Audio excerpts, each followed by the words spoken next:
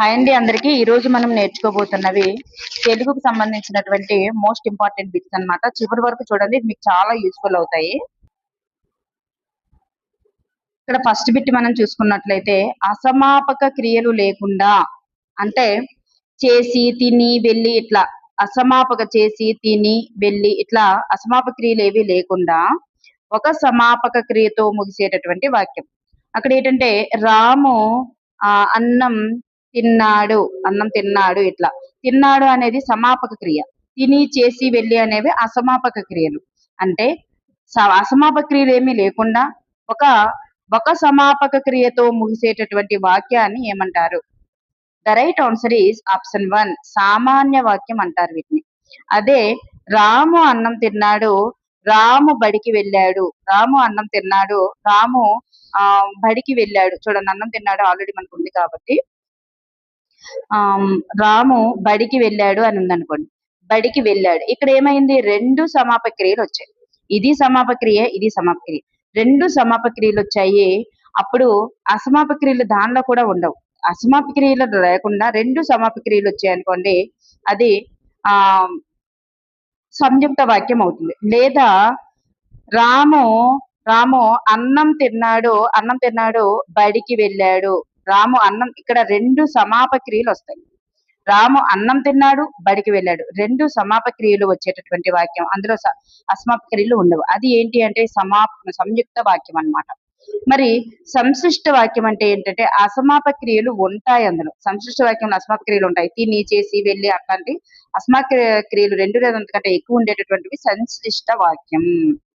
Next one, ఒకటి కానీ అంతకంటే ఎక్కువ కానీ అసమాపక క్రియలు ఉండి చివరకు ఒక సమాపక క్రియతో ముగిసేటటువంటి వాక్యం.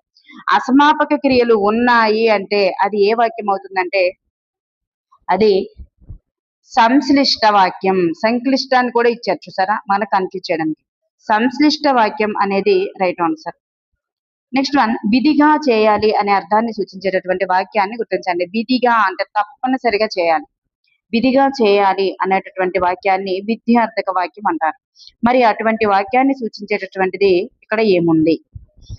ఇక్కడ లోపలికి రావచ్చు అంటే అనుమతి ఇవ్వడం గానీ అనుమతి కోరడం అనువసార్థక వాక్యం అవుతుంది. మరి చేతులు కడుక్కో అంటే వెళ్ళి చేతులు కడుక్కో, ఇట్లా విధిగా చేయాలి అనేటటువంటి వాక్యం విద్యార్థక వాక్యాన్ని సూచిస్తుంది.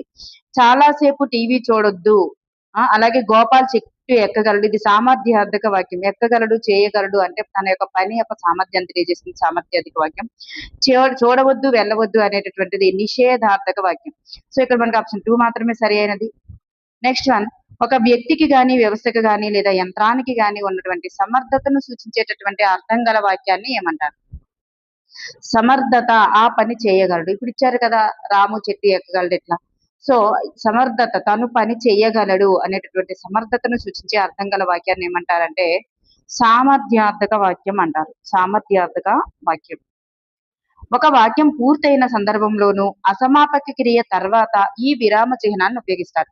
ఒక వాక్యం పూర్తయినటువంటి సందర్భంలోనూ సమాపక క్రియ తర్వాత ఈ విరామ చిహ్నాన్ని ఉపయోగిస్తారు. ఇదేన్ని ఏదైనా వాక్యం పూర్తయినప్పుడు ఉపయోగించేటటువంటిది ఫుల్ స్టాప్ అంటాం కదా, దాన్నే. ఫుల్ స్టాప్ అంటే వాక్యాంత బిందువు, అర్ధ బిందువు, న్యూన బిందువు, వాక్యాంశ బిందువు, ఇవన్నీ కూడా కామాకి గల పేర్లు అనమాట. ఇవి ఈ వాక్యాంత బిందువు అనేటటువంటిది ఫుల్ స్టాప్ కి గల పేరు. నెక్స్ట్ వన్, అసంపూర్ణ వాక్యంను తెలిపేటప్పుడు ఈ విరామ చిహ్నాన్ని ఉపయోగిస్తారు. న్యూన బిందువు అంటే మనకి కామ అవ్వదండి. న్యూన బిందువు కామ అవ్వదు. అర్ధ బిందువు, వాక్యాంశ బిందువే కామ అవుతుంది. న్యూన బిందువు అంటే ఇట్లా వస్తుంది కదా, అదనమాట. నెక్స్ట్ వన్, అసంపూర్ణ వాక్యంను తెలిపేటప్పుడు ఈ విరామ చిహ్నాన్ని ఉపయోగిస్తారు. అసంపూర్ణ వాక్యం అంటే ఆ వాక్యం ఇంకా పూర్తవలేదు అనుకోండి, అప్పుడు మనం ఏం యూజ్ చేస్తాం? కామాన్ని యూజ్ చేస్తాం కదా, ఈ కామాన్ని యూజ్ చేస్తాం. సో కామాకి గల మరొక పేరు స్వల్ప విరామ చిహ్నం, వాక్యాంశ బిందువు, కామ. సో ఈ మూడింటికి ఒకటే నేమ్ కాబట్టి పైవన్నీ అనేది మనకి ఇక్కడ ఆన్సర్ అవుతుంది. నెక్స్ట్ వన్, ఈ క్రింది వాణిలో సరికాని దాన్ని గుర్తించండి. క్రింది వాణిలో సరికానిది. ఇక్కడ మొదటి గురువు ఉన్నదనుకోండి, మొదటి గురువు ఉంటే అది భగనం. మరి యమాత రాజమానస అనేటటువంటిది మనకు తెలుసు కదా, య మా తా రా జ బా నా స. దీని ప్రకారమైన మనకి బా వచ్చింది అంటే అది ఒక గురువు 3 లఘువులు. మరి మొదటి లఘువు ఉన్నది. మొదటి లఘువు ఉన్నది ఏమవుతుంది? మొదటి లఘువు ఉంది అని అంటే చూడండి, ఒకటి లఘువే అంటే నగనం. సారీ, మొదటి లఘువు ఉండి మిగతా గురువు ఉండాలి. మొదటి లఘువు ఉండాలి, మిగతాది గురువు ఉండాలి అంటే ఏమవుతుంది అక్కడ మనకి? యగనం అవుతుంది. యగనం అయితే మొదటి లఘువు ఉండి మిగతావి గురువు వచ్చాయి. సో ఆప్షన్ 2 అనేది రైట్ ఆన్సర్. మరి మధ్య లఘువు ఉన్నటువంటిది చూడండి, రగనం. మధ్య లఘువు ఉన్నటువంటిది రగనం అవ్వాలి. జగనం అని ఇచ్చారు కాబట్టి సి అనేది సరికాదు. నెక్స్ట్ వన్, ఈ క్రింది వాటిల్లో సరి అయిన దానిని గుర్తించండి. చివర లఘువు ఉన్నది తగనం, మధ్య గురువు ఉన్నది జగనం, 3 లఘువులు ఉన్నది నగనం అన్నారు. ఇక్కడ మనకి చూసుకున్నట్లయితే 3 లఘువులు ఉన్నది నగనం, మధ్య గురువు ఉన్నది జగనం, మరి గురువు లఘువు తగనము అన్నారు. చూడండి, మధ్య గురువు ఉన్నది జగనమే, 3 గురువు లఘువు ఉంటది, తగనం అవుతుంది. చూడండి, ఇది గురువు, ఇది లఘువు, తగనం అవుతుంది. కానీ ఇక్కడ మనకి ఏమి ఇచ్చారు?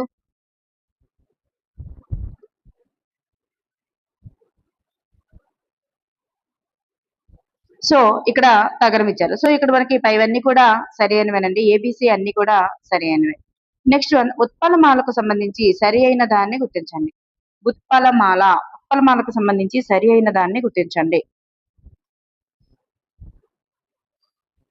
ఇక్కడ చూస్తే భరణ బరవ అనేటటువంటి గణాలు ఉంటాయి. ఇందులో మరి వా అనేటటువంటి, ఇక్కడ చూడండి, ఈ 3 గణాలు 3 3 3 3 ఇవి 3 అంటే 6 3 18. ఇవి 2 గణాలు. వగనం అనేటటువంటిది 2 గణాలు. మరి మొత్తం 20 అక్షరాలు సరిపోయింది. మరి 11వ అక్షరం ఎతి స్థానం అన్నారు. సో ఇది మనకి ఇక్కడ రాంగ్ అన్నమాట.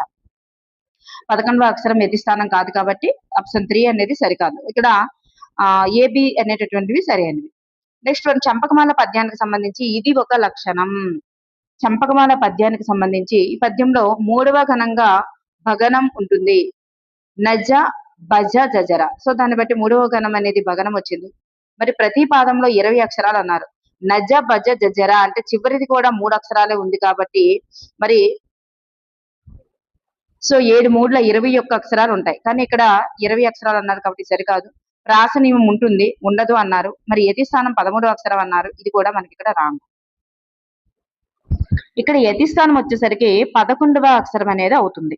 ఇక్కడ మరి 13వ అక్షరం అన్నారు కాబట్టి ఇది మనకి సరికాదన్నమాట. 11వ అక్షరం అవుతుంది. 13వ అక్షరం అన్నారు కాబట్టి ఇది మనకి సరికాదు. నెక్స్ట్ వన్, పద్యపాదంలో 2వ అక్షరంగా ఒకే హల్లు రావడాన్ని ఏమంటారు? పద్యపాదంలో 2వ అక్షరంగా ఒకే హల్లు రావడాన్ని ప్రాస నియమం అంటారు. ప్రాస నియమం. పద్యపాదంలో మొదటి అక్షరాన్ని ఏమంటారు? పద్యపాదంలో మొదటి అక్షరాన్ని ఏమంటారు? యతి అంటారు. యతి అంటారు. చేకానుప్రాస అలంకారానికి సంబంధించి సరికాని దాన్ని గుర్తించండి. చేకానుప్రాస అలంకారానికి సంబంధించి సరికానిది. ఇది ఒక శబ్దాలంకారం. నీకు 100 వందనాలు అనేది చేకానుప్రాసకు చెందుతుంది. లక్ష్య భక్ష్యాలు తినేవాడికి ఒక భక్ష్యం లక్ష్యమా అనేది చేకానుప్రాసకు చెందుతుంది అన్నారు. సో ఇక్కడ మనకి ఇక్కడ సి అనేటటువంటిది సరికాదు. సి అనేటటువంటిది సరికాదు. ఇక్కడ భక్ష్య అనేటటువంటిది వృత్యానుప్రాస. క్ష అనేటటువంటి లెటర్ ఎక్కువ సార్లు వచ్చింది కాబట్టి వృత్యానుప్రాస అవుతుంది. ఇది మనకి చేకానుప్రాస అవ్వదు. 100 వందనాలు చేకానుప్రాస, ఇది శబ్దాలంకారం. సో ఇక్కడ మనకి సి అనేది సరికాదన్నమాట. సి అనేది సరికాదు. నెక్స్ట్ వన్, వాక్యాలకు బింబ ప్రతిబింబత్వం ఉంటే దాన్ని ఏ అలంకారం అంటారు? వాక్యాలకు బింబ ప్రతిబింబత్వం ఉంటే దానికి ఏ అలంకారం అంటారు? దృష్టాంత అలంకారం రైట్ ఆన్సర్. దృష్టాంత అలంకారం. ఏదైనా ఒక విషయాన్ని ఉన్నది ఉన్నట్లుగా వర్ణిస్తే దాన్ని ఏ అలంకారం అని చెప్తారు? ఏదైనా ఒక విషయాన్ని ఉన్నది ఉన్నట్లుగా వర్ణిస్తే దాన్ని ఏ అలంకారం అంటారు? స్వభావోక్తి అలంకారం అని చెప్తాం. స్వభావోక్తి అలంకారం. హల్లుల జంట అర్ధభేదంతో వెంటనే వస్తే, హల్లుల జంట అర్ధభేదంతో రావడం. అర్ధభేదంతో వచ్చిందంటే బే ఎలా ఉందో చే అలా ఉంటుందని గుర్తుపెట్టుకోండి. అర్ధభేదంతో వచ్చింది చేకానుప్రాస అలంకారం. అర్ధభేదంతో వస్తే చేకానుప్రాస అలంకారం. నెక్స్ట్ వన్, ఉపమానానికి ఉపమేయానికి అభేదం చెప్పడం ఈ అలంకారం యొక్క లక్షణం. ఉపమానానికి ఉపమేయానికి అభేదాన్ని చెప్పడం ఈ అలంకారం యొక్క లక్షణం అవుతుంది. రూపకలంకారం అనేది రైట్ ఆన్సర్. గోరింత విషయాన్ని కొండంతలుగా చేసి చెప్పడం. గోరింత విషయాన్ని కొండంతలుగా చేసి చెప్పడం అనేటటువంటిది ఏ అలంకారం అవుతుంది? అతిశయోక్తి అలంకారం అవుతుంది. అతిశయోక్తి. ఉపమాన ధర్మాన్ని ఉపమేయం మీద ఆరోపించడం అనేది ఈ సమాసం అంటారు. ఉపమాన ధర్మాన్ని ఉపమేయం మీద ఆరోపించడం అనేది ఈ సమాసం అంటారు. రూపక సమాసం. రూపక సమాసం. సమాసంలో అన్ని పదాలకు కూడా సమాన ప్రాధాన్యత ఉంటే అది ఏ సమాసం అవుతుంది? అన్ని పదాలకి కూడా సమ ప్రాధాన్యత ఉంటే, సమాసంలో అన్ని పదాలకు కూడా సమ ప్రాధాన్యం ఉంటే దాన్ని ఏ సమాసం అంటారు? ద్వంద్వ సమాసం అంటారు. ద్వంద్వ సమాసం. పూర్వపదం చివర విభక్తి ప్రత్యయాలు చేరడం వల్ల ఏర్పడేటటువంటి సమాసం ఏంటి?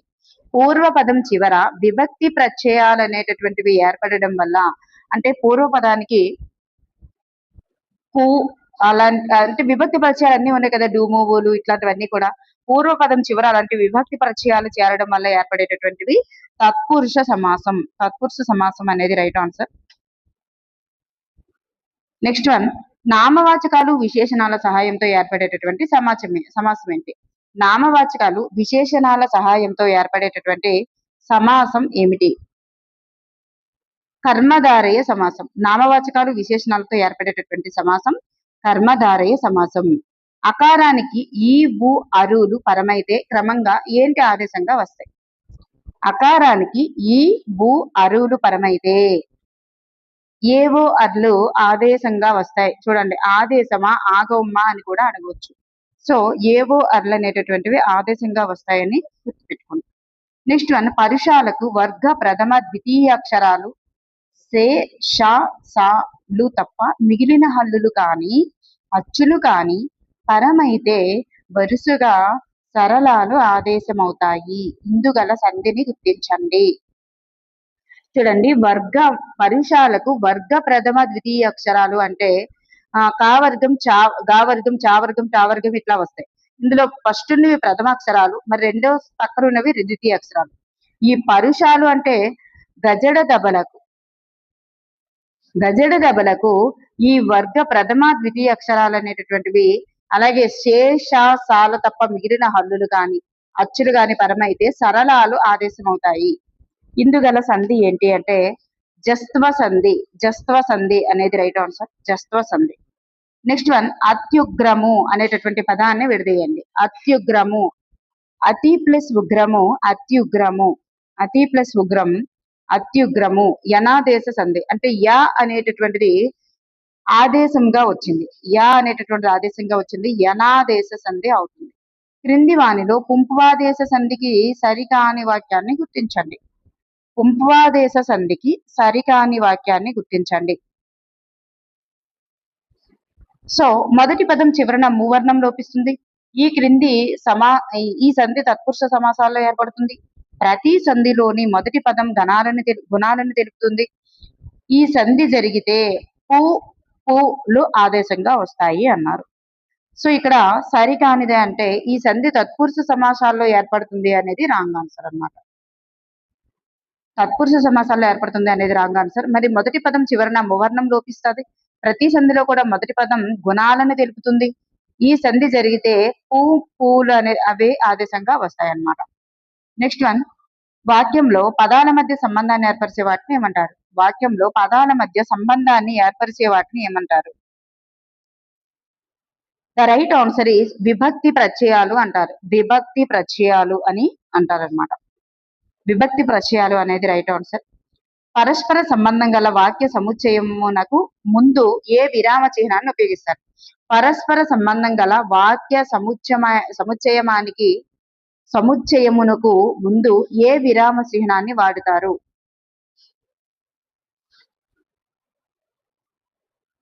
సో అంటే ఒక పద సంబంధం కలిగి, అంటే ఏదైనా రెండు వాక్యాలని కలపాలి అనుకోండి. కలపాలి అనుకునేటప్పుడు మరి ఆ సముచ్చయానికి ముందు ఏ విరామ చిహ్నాన్ని వాడతారు? అర్ధ బిందువు అంటే కామాని వాడతారనమాట. అర్ధ బిందువు లేదా కామాని వాడతారు. అసంపూర్ణ వాక్యమును తెలిపినప్పుడు ఏ విరామ చిహ్నాన్ని ఉపయోగిస్తారు? అసంపూర్ణ వాక్యం. అసంపూర్ణ వాక్యం అంటే ఆ వాక్యం ఇంకా పూర్తవలేదు అనుకోండి. ఆ వాక్యం ఇంకా పూర్తవలప్పుడు అంటే నేను బడికి వెళ్ళి, ఇలా పూర్తి చేయలేదు, వెళ్ళి తర్వాత ఏంటో చెప్పబోతున్నాను అనమాట. ఇలా వాక్యాన్ని పూర్తి చేయని సందర్భంలో దేన్ని వాడతాము అంటే వాక్యాంశ బిందువు అనే దాన్ని వాడతాం, అంటే కామానే వాడతాం. ఈ ఒక వాక్యం పూర్తయిన సందర్భంలో వాడేది వాక్యాంత బిందువు. ఆప్షన్ 3 అనేది రైట్ ఆన్సర్, వాక్యాంత బిందువు. ఆహా, అయ్యో, ఔరా, బలా వంటివి ఇవి అవ్యయాలు. మనందరికీ తెలుసు కదా, ఇవి అవ్యయాలు అంటాం. మరి ఈ అవ్యయాలు అనేటటువంటి వాటికి ఏ భేదం ఉండదు, ఎటువంటి భేదం అనేటటువంటిది లేకపోతే అవ్యయాలుగా చెప్పబడతాయి. వాటికి లింగ భేదం ఉండదు, వచన భేదం ఉండదు, విభక్తి భేదం కూడా ఉండదు. లింగ వచన విభక్తి భేదం లేని వాటినే అవ్యయాలుగా చెప్తాం. సో పైవన్నీ అనేది మనకి ఇక్కడ రైట్ ఆన్సర్. లింగ వచన విభక్తి శూన్యంగా గల పదాలను ఏమంటారు? లింగ వచన విభక్తి శూన్యంగా గల పదాలే అవ్యయాలు. ఈ క్రింది అంశాలను పరిశీలించి సరికాని దారిని గుర్తించండి. ఈ క్రింది అంశాలను పరిశీలించి సరికాని దారిని గుర్తించండి. చూస్తే పా, ఫ, బ, భ అనేటటువంటివి కంట్యాలు అన్నారు. ఇది రాంగ్ ఆన్సర్ అన్నమాట. ఇవి ఏమవుతాయి అంటే మూర్ధన్యాలు. ఉపపద్మానీయనాం మూర్ధన్యాస అంటారు. అంటే ఉఊలు, ఉఊలు పవర్గం,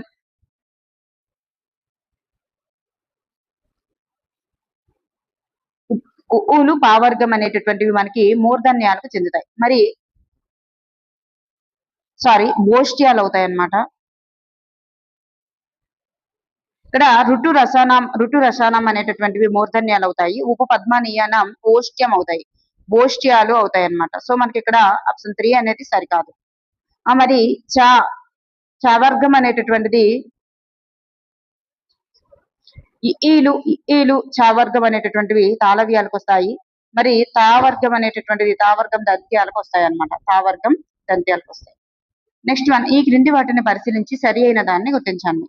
క్రింది వాటిని పరిశీలించి సరి అయిన దాన్ని గుర్తించండి. ఇక్కడ య, ర, ల, వ, సే, ష అనేటటువంటివి అంతస్థాలు. సే, ష, సా, హ అనేటటువంటివి ఊష్మాలు. మరి ఇక్కడ వర్గ పంచమాక్షరాలు అంటే చివర ఉండేటటువంటి అక్షరాలు అనునాసికాలు. సో ఇక్కడ మనకి ఉన్నవన్నీ కూడా సరి అయినవేనండి. ఇక్కడ ఉన్నవన్నీ కూడా సరి అయినవే. సో పైవన్నీ కూడా సరి అయినవి అనేది ఇక్కడ మనకి రైట్ ఆన్సర్. నెక్స్ట్ వన్, క్రింది వాక్యాలను పరిశీలించి సరికాని దాన్ని గుర్తించండి. క్రింది వాక్యాలను పరిశీలించి సరికాని దాన్ని గుర్తించండి. రెండు సమానమైనటువంటి హల్లులు ఒకే అచ్చుతో కలిస్తే అది సంయుక్తం అవుతుంది. ఒక హల్లు వేరొక హల్లుకి ఒత్తుగా చేరితే సంయుక్తాక్షరం అంటారు. అర్థవంతమైన రెండు పదాలు కలిసి ఒకే పదంగా ఏర్పడడాన్ని సమాసం అంటారు. వర్గ తృతీయ అక్షరాలను పరుషాలు అంటారు. సో మనకి ఆప్షన్ 1 అనేది ఇక్కడ మనకి సరికాదు. ఆప్షన్ 1 అనేది సరికాదు. రెండు సమానమైనటువంటి హల్లులు ఒక అచ్చుతో కలిస్తే అది సంయుక్తం అవుతుంది అన్నారు. రాంగ్ ఆన్సర్ అన్నమాట.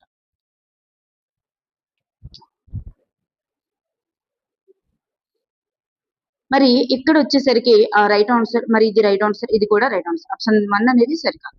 నెక్స్ట్ వన్, తెలుగు భాషలో గల అచ్చులు ఉభయాక్షరాల సంఖ్య ఎంత? తెలుగు భాషలో గల అచ్చులు మరియు ఉభయాక్షరాల సంఖ్య 16 అచ్చులు ఉన్నాయి. 16 అచ్చులు ఉన్నాయి. ఉభయాక్షరాలు అంటే 0, అరసున్న, విసర్గ అనేవి ఉభయాక్షరాలు అనమాట. అచ్చులు 16, ఇవి 3, మొత్తం 16, 3 అన్నమాట. నెక్స్ట్ వన్, తేలికగా పలికేటటువంటి అక్షరాలు అని వేటిని అంటారు? తేలికగా పలికే అక్షరాలు అని వేటిని అంటారు? ద రైట్ ఆన్సర్ ఈస్ గజడ దబ. సరళాలని తేలికగా పలికేటటువంటి అక్షరాలు అంటారు. గజడ దబ సరళాలని. కఠినంగా పలికేవి పరుషాలు అన్నమాట. ఊది పలికేవి ఊష్మాలు. నెక్స్ట్ వన్, 3 కానీ అంతకంటే ఎక్కువ కానీ హల్లులు ఒక అచ్చుతో కలిస్తే దానిని ఏమంటారు? 3 కానీ లేదా అంతకంటే ఎక్కువ హల్లులు ఒక అచ్చుతో కలిస్తే దానిని ఏమంటారు? సంశ్లేషాక్షరం అంటారు. సంశ్లేషాక్షరం అనే అంటారు. 2 వేరువేరు హల్లులు ఒక అచ్చుతో కలిస్తే దానిని ఏమంటారు? 2 వేరువేరు హల్లులు ఒక అచ్చుతో కలిస్తే దానిని ఏమంటారు? 2 వేరువేరు హల్లులు ఒక అచ్చుతో కలిస్తే సంశ్లేషాక్షరం అని అంటారు. సంశ్లేషాక్షరం అని అంటారనమాట. Next one, ప్లుతములు. ప్లుతములు అని వేటిని అంటారు? ప్లుతములు అని వేటిని అంటారు? ఐ ఔ లను ప్లుతములు అంటారు.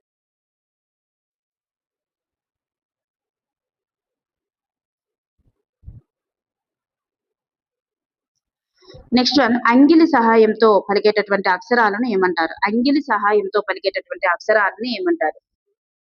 అంగిలి సహాయంతో పలికే అక్షరాలని అంతస్తాలు అంటారు. అంతస్తాలు అంటారు. Option 3 is the right answer. Option 3 is the right answer. Next one, కా నుండి మా వరకు గల హల్లులకు గల పేరేంటి? కా నుండి మా వరకు గల హల్లులకి 5 వర్గాలు ఉంటాయి కదా, ఈ 5 వర్గాలకి గల పేరేంటి?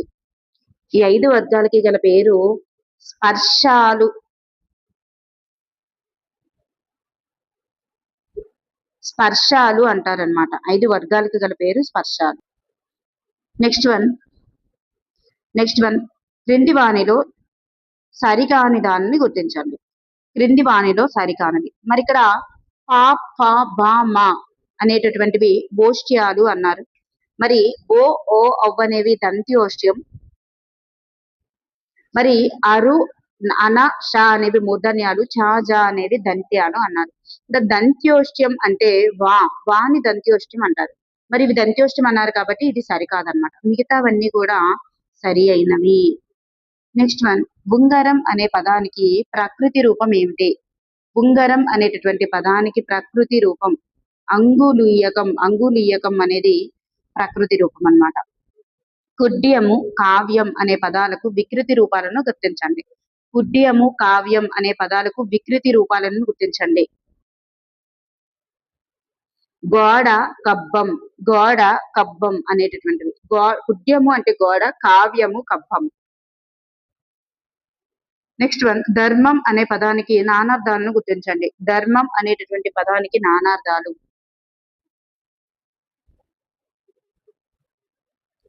పుణ్యము, ఆచారము, న్యాయము, యజ్ఞము. పుణ్యము, ఆచారము, న్యాయము, యజ్ఞము. Right answer. నెక్స్ట్ వన్, ఈ క్రింది నానార్థాలకు సంబంధించి సరి అయిన దాన్ని గుర్తించండి. ఈ క్రింది నానార్థాలకు సంబంధించి సరి అయినది. కుండలి అంటే నలుపు, నెమలి, చావు. వీడు అంటే అడవి, తోడు. మిత్రుడు అంటే స్నేహితుడు, సూర్యుడు. ఇది అవుతుంది అనమాట. మిత్రుడు అంటే స్నేహితుడు, సూర్యుడు అనేది రైట్ ఆన్సర్. మరి ఇవేవి కూడా సరిగా లేవు. నెక్స్ట్ వన్, కులము, వెదురు, సమూహం అనేటటువంటి నానార్థాలు గల పదం ఏంటి? కులము, వెదురు, సమూహం. వంశము అనేటటువంటి పదానికి నానార్థాలే కులము, వెదురు, సమూహం అవుతాయి. హరి అనేటటువంటి పదానికి నానార్థాలను గుర్తించండి. హరి.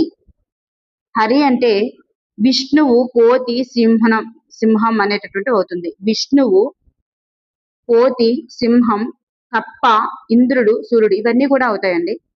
ఇవన్నీ కూడా అవుతాయి. విష్ణువు, కప్ప, కోతి, హరి, సింహం, సూర్యుడు, చంద్రుడు, ఇవన్నీ ఇంద్రుడు, సూర్యుడు ఇవన్నీ కూడా అవుతాయి. చంద్రుడు కాదు. ఇవన్నీ అనేది ఇక్కడ మనకి రైట్ ఆన్సర్. పాషాణము అనేటటువంటి పదానికి పర్యాయ పదాన్ని గుర్తించండి. పాషాణము అనే పదానికి పర్యాయ పదం. పాషాణం అంటే రాయి. సో రాయి, శిల అనేటటువంటి రైట్ ఆన్సర్ అన్నమాట. Thank you for everyone.